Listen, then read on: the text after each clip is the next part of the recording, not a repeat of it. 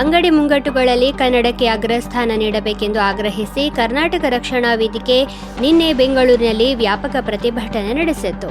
ಈ ವೇಳೆ ಕೆಲವು ಅಂಗಡಿ ಮುಂಗಟ್ಟುಗಳ ನಾಮಫಲಕಗಳನ್ನು ಕಿತ್ತೆಸೆದಿರುವ ಘಟನೆಯೂ ನಡೆದಿದೆ. ಈ ಹಿನ್ನೆಲೆಯಲ್ಲಿ ಕೇಂದ್ರ ಸಚಿವ ಪ್ರಹ್ಲಾದ್ ಜೋಶಿ ಅವರು ತಮ್ಮ ಪ್ರತಿಕ್ರಿಯೆ ನೀಡಿದ್ದಾರೆ. ಯಾವುದೇ ರೀತಿಯ ಹಿಂಸಾಚಾರವನ್ನು ವಿರೋಧಿಸುವುದಾಗಿ ಹೇಳಿರುವ ಕೇಂದ್ರ ಸಚಿವ ಪ್ರಹ್ಲಾದ್ ಜೋಶಿ, ಕರ್ನಾಟಕದಲ್ಲಿ ಅಂಗಡಿ ನಾಮಫಲಕಗಳು ಪ್ರಧಾನವಾಗಿ ಕನ್ನಡ ಭಾಷೆಯಲ್ಲಿರಬೇಕು ಎಂಬ ಬೇಡಿಕೆಗೆ ಬೆಂಬಲ ನೀಡುತ್ತೇನೆ ಎಂದು ತಿಳಿಸಿದ್ದಾರೆ. ಬಿಬಿಎಂಪಿ ನಿಯಮದ ಪ್ರಕಾರ ನಾಮಫಲಕದ ಒಟ್ಟು ಭಾಗದಲ್ಲಿ 60% ಕನ್ನಡದಲ್ಲೇ ಬರೆಯಬೇಕು ಎಂಬ ನಿಯಮವಿದೆ.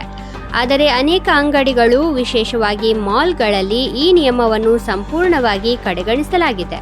ನಿಯಮವನ್ನು ಪಾಲಿಸುವಂತೆ ಕನ್ನಡ ಪರ ಸಂಘಟನೆಗಳು ಬಹುದಿನಗಳಿಂದ ಆಗ್ರಹಿಸುತ್ತಿದ್ದವು. ಆದರೆ ಇದರಿಂದ ಯಾವುದೇ ಪ್ರಯೋಜನವಾಗಿರಲಿಲ್ಲ. ಅಂತಿಮವಾಗಿ ಕನ್ನಡ ಪರ ಸಂಘಟನೆಗಳು ನಿನ್ನೆ ಪ್ರತಿಭಟನೆ ನಡೆಸಿದವು.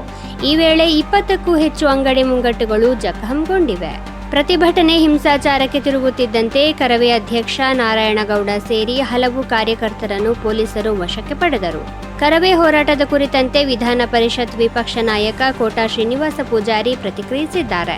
ಕರ್ನಾಟಕದಲ್ಲಿ ಕನ್ನಡವೇ ಸಾರ್ವಭೌಮ, ಆದರೆ ಯಾವುದೇ ಹಿಂಸಾತ್ಮಕ ಕೃತ್ಯಗಳಿಗೆ ಅವಕಾಶ ಕೊಡಬಾರದು. ಅಹಿತಕರ ಘಟನೆಗೆ ಅವಕಾಶ ನೀಡದೆ ಸರ್ಕಾರ ಕನ್ನಡ ಫಲಕ ಹಾಕಿಸುವ ಕೆಲಸ ಮಾಡಬೇಕು ಎಂದು ಆಗ್ರಹಿಸಿದ್ದಾರೆ.